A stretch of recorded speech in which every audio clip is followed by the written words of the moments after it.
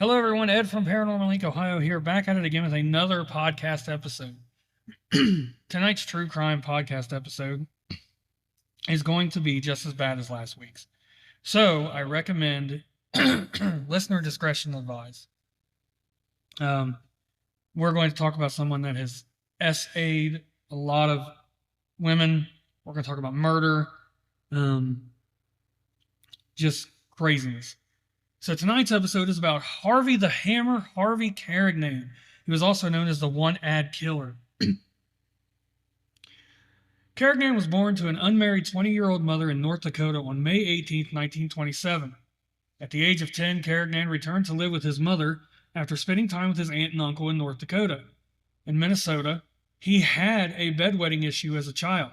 He was diagnosed with having childhood chorea and enuresis. Yeah, these medical words I will always butcher. I will never be able to say them correctly, so I apologize for that. In a Mandan, North Dakota reform school, Carignan encountered a great deal of academic difficulty. At the age of 18, he graduated from the reform school and enlisted in the United States Army. Carignan died at Minnesota Correctional Facility, Oak Park Heights, on March 6, 2023, at the age of 95. So with that all being said, we're going to now talk about sorry about that. Some of Carignan's murders, his trial, his arrest, all that jazz up to his death. And this first one I'm going to talk about, you're going to go, oh my God, they had him. Why did they keep him? And you're just going to be bewildered by what you hear. So here we go. On July 31st, 1949, Carignan killed 58-year-old Laura Shawwater during an attempted SA in the territory of Alaska. On September 16, 1949, he attempted to SA another woman, Christine Norton, and was arrested the next day. Carignan was convicted of first-degree murder and assaulted with intent to commit SA. The jury did not recommend mercy, and he received a mandatory death sentence. However, Carignan won a new trial on his murder conviction in 1951 on the grounds that his confession had been improperly obtained.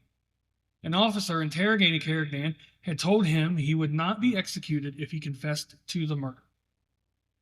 Carignan's confession was suppressed, and the murder charge was later dismissed. He continued to serve a 15-year sentence for assaulting Christine Norton in 1952. He was transferred to Alcatraz Federal Penitentiary before being paroled in 1960. So, you're going to notice a pattern with his paroles. Just months after his parole, Harvey and his brother Clinton, who was also a parolee from Alcatraz, were arrested for burglary in Minnesota. They were convicted of attempted third-degree burglary, and Harvey was returned to prison for 4 years, serving his time at USP Leavenworth. He was paroled on March 2, 1964. In November 1964, Carignan was arrested for second-degree burglary in Washington. They don't realize to keep this guy inside prison. He was found guilty, received a 15-year sentence, and was paroled once more in 1968.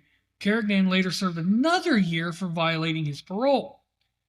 Again, all these violations and all these crimes, and they just don't keep this guy. On October 15, 1972, 19-year-old Leslie Laura Brock was found dead in Washington. She had been killed by several blows to the head. At least one person claimed to have seen Brock get into Carignan's truck. On May 1st, 1973, 15-year-old Kathy Sue Miller saw a help wanted ad by Carignan for his gas station. When she showed up, Carignan SA'd her and beat her to death with a hammer. Miller's body was found months later by two boys hiking on the Indian reservation north of Everett, Washington. She was bundled in a sheet of plastic with hammer holes in her skull.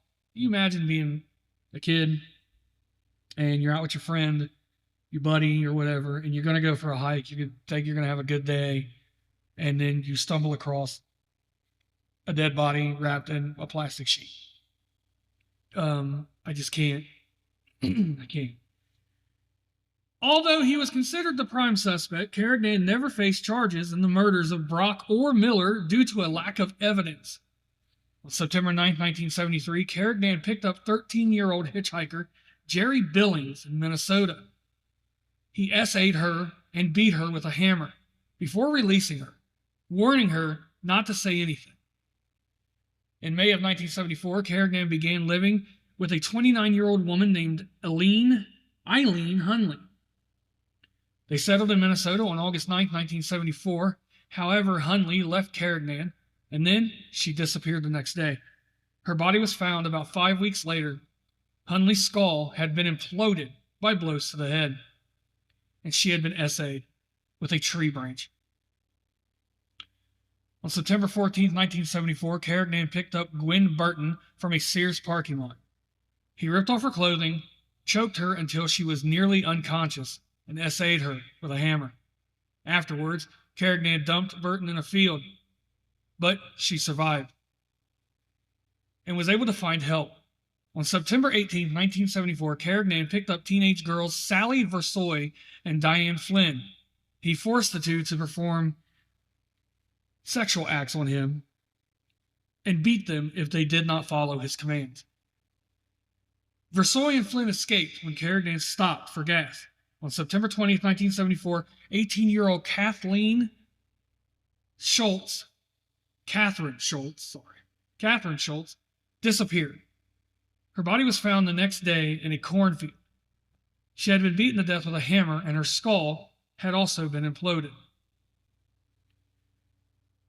Carignan was arrested on September 24, 1974. He was charged with attempted murder and aggravated sodomy. Carignan pleaded insanity, claiming God had ordered him to kill whores and harlots. Can you just imagine? God would tell someone to do that. Yet his defense failed, and in 1975, he was found guilty on both charges. After his conviction, Carignan had a mental evaluation and was diagnosed with antisocial personality disorder. Months later, he was found guilty of indecent liberties, sodomy upon a child, and 2 additional counts of aggravated sodomy. Carignan was sentenced to a total of 60 years in prison.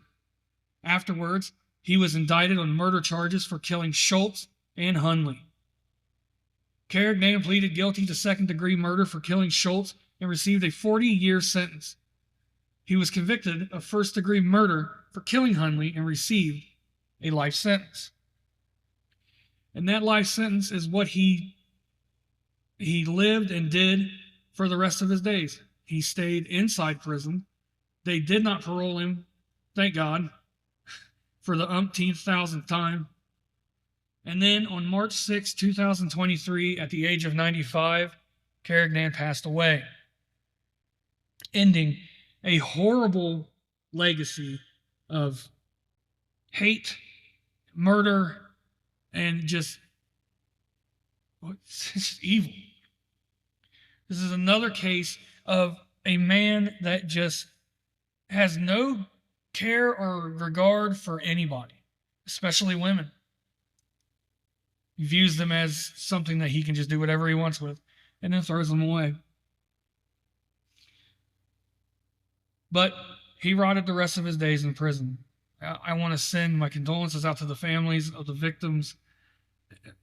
And I know that a life sentence in prison is not going to bring back your loved ones, but at least he rotted there. And I know that the other inmates probably had a lot of, they probably did a lot of essaying themselves to him, because a lot of them do not like rapists and child abusers.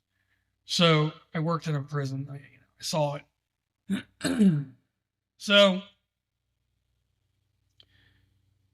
with that being said, I'm not going to say I'm not happy that, that he's still alive. And I'm pretty happy that he's dead. And that's where he deserves to be. So thank you guys for coming for another true crime podcast on the Paranormal Inc. Ohio podcast. You can check us out everywhere on any type of podcast format you could think of. Go to paranormalincohio.com, which will take you straight to our business page. There you can see some old investigations, paranormal investigations, some paranormal podcasts, some true crime podcasts. True crime podcasts are new. I enjoy true crime. Me and my wife absolutely love watching it. And I put a couple on there that has had paranormal instances in it where spirits have come back and helped investigators find their killers. So those are also on there too. But thank you guys so very much for coming out. I love each and every single one of you. Thank you so much for your support, and I will see you guys in the next episode. Bye, everyone.